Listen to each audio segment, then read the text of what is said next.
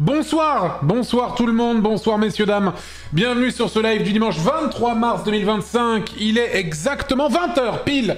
Bonjour tout le monde, j'espère que vous allez bien. Moi ça va super, très content d'être là ce soir. As-tu vu pour Rayou? Non, qu'est-ce qui s'est passé? Pour Rayou évidemment, moi j'ai su le résultat le jour même. Je savais ce qui s'était passé le jour même. Évidemment, grosse déception parce qu'il a quand même mis des points. Moi mon rêve c'était soit qu'il gagne, soit qu'il fasse absolument 0. Il a fait 8. Donc dans tous les cas, voilà. Oui, je les suis, mais il nous avait expliqué quelles avaient été les questions. Qui s'était fait Fatal Bazooket, bien sûr. Et évidemment, encore une fois, comme je lui ai dit en privé, mais je le redis maintenant ici, peu importe le résultat qu'il a fait, bravo à lui d'y être allé, parce que il y avait quand même une sacrée pression autour de la potentielle performance qu'il pourrait faire là-bas, sachant que ça fait des années qui tourne autour de l'émission, quoi. Et du coup, bravo à lui quand même de l'avoir fait. Même si c'est évidemment pas facile du tout, hein. C'est pas qu'il avait pas les réponses, c'est que les autres candidates étaient beaucoup plus rapides sur le buzzer, etc. Et puis probablement le stress et beaucoup de pression autour. Je pense que s'il l'a refait une deuxième fois, parce que je pense que c'est ce qu'il compte faire, il me l'a dit et il me semble qu'il l'a dit aussi. Bon, après, il y a forcément un cooldown, tu peux pas enchaîner, bien sûr. Mais il aura moins de pression que la première fois qu'il l'a fait. Et là, je pense que ça peut être exceptionnel, bien sûr. Le stress joue énormément autant que les connaissances. Moi, je trouve que ça joue limite plus, même en vrai. Et du coup, ouais, je sais qu'il était quand même un peu angoissé de la diffusion de cet épisode. Maintenant, c'est fait. Je pense qu'il est rassuré de la réception des gens parce que, forcément, c'est une contre-performance, évidemment. Mais malgré tout, moi, je trouve que c'est vachement bien qu'il ait fait ça. Et il n'a pas à avoir honte, on s'en bat les couilles. De toute façon, c'est bon, quoi. On n'a pas 12 ans et demi, là. C'est bon, hein. Moi, je serais bien incapable de faire question pour un champion, en vrai. Bien incapable de faire une chose pareille, hein. Le niveau de l'émission est très difficile, ça va super vite, les questions sont dures et précises. Du coup, je trouve que c'est une émission qui est difficile à faire, j'avoue. Et pourtant, tu serais pas ridicule, je pense. Je pense que j'aurais zéro réponse, en vrai. En fait, le truc, c'est que je suis lent. En fait, j'ai pas du tout Je peux avoir des réponses, mais je suis trop lent, mais vraiment très lent, en fait. C'est dans 2 ans, la prochaine fois qu'il peut y retourner. Il me semble que c'est un truc comme ça, ouais. Premier président des États-Unis d'Amérique. Et George Washington. C'est super connu. Une question de culture G. 12 ans de cooldown, 2 ans de cooldown, c'est si long. Moi, je trouve pas, en vrai. Je trouve que c'est même plutôt court. Ça évite les abus. T'imagines, tu perds l'émission, tu peux retourner direct? Bah non. Laisse la place aux autres. Et le 33e... Oh, alors là, mon poteau... Je sais pas. 33e président des États-Unis. Harry Truman. Voilà. Ça va de fou, 2 ans, je croyais que c'était 5 persos. Après, je dis 2 ans, mais je suis pas sûr à 100%. S'il l'a dit, c'est que ça doit être ça. Et c'est pas dit qu'il le refasse dans 2 ans pile, hein. On verra, franchement c'est sa vie, il fait ce qu'il veut, et puis voilà. Maintenant il va aller affronter Emilien au 12 coups. Ça par contre serait exceptionnel que ce soit lui qui fasse tomber Emilien. T'imagines? Il va au 12 coups et c'est lui qui fait tomber Emilien.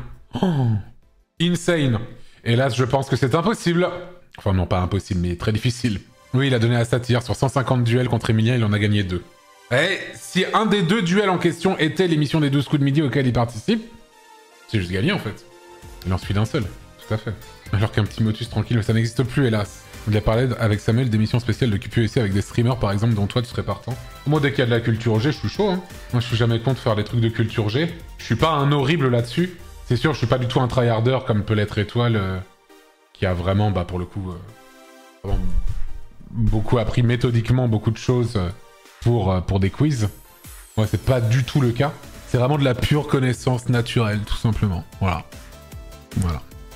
Si j'ai un niveau tout de même exceptionnel, uniquement grâce à mes connaissances personnelles sans jamais tryhard. Voilà. Je sais pas quoi vous dire les amis. Voilà tout, pas besoin de tryhard en fait. Voilà. Comme le Culture Clash du coup. Culture Clash, c'est pas à cause de mes non-connaissances que j'ai été éliminé les amis. Hein. C'est à cause de 2 lettres, hein. P et A. C'est à cause de ça, hein. Pas toujours 2e au calcul pour rien, bien sûr. Évidemment. Premier si Étoile n'est pas là. Ça va de soi. Pierre-Alexis Bizot, tout à fait. Il m'a niqué mon Culture Clash après m'avoir niqué mon The Event.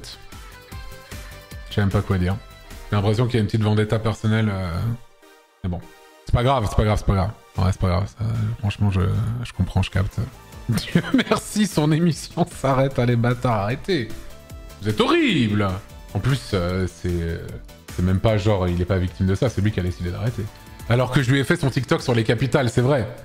Je lui ai offert un TikTok exceptionnel sur les capitales du monde. comme ça qu'on me remercie. Merci beaucoup. Alors que c'est Zara qui a spoilé la fin de Popcorn. Mais il savait même pas en plus à ce moment-là. Il disait ça pour la blague et c'était quasi vrai. Zara, il a été invité à l'avant-dernière ou avant-avant-dernière, je sais plus, le Popcorn. Et il arrêtait pas de faire des blagues comme quoi c'était parmi les dernières émissions. Sauf qu'en fait, c'était juste vrai. Et il le savait pas à ce moment-là. Popcorn Summerman, ce n'est plus Popcorn. Il y a une petite part de Popcorn qui est morte ce soir. Voilà. Faut se le dire. Ah, c'est pas grave, c'est la dernière. Ça fait mal. Qu'est-ce qu'il dit, lui? Je sais pas, j'adore ce même. Lui, il est en mode... Chaque fois que je vais venir, je vais dire que c'est la dernière maintenant. Lui, il lâche pas.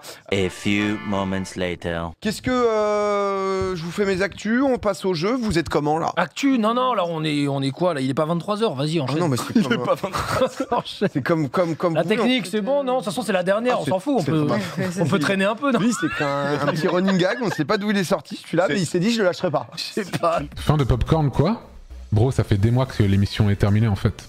Je sais pas comment te l'apprendre autrement que comme ça, mais je sais pas trop comment te le dire.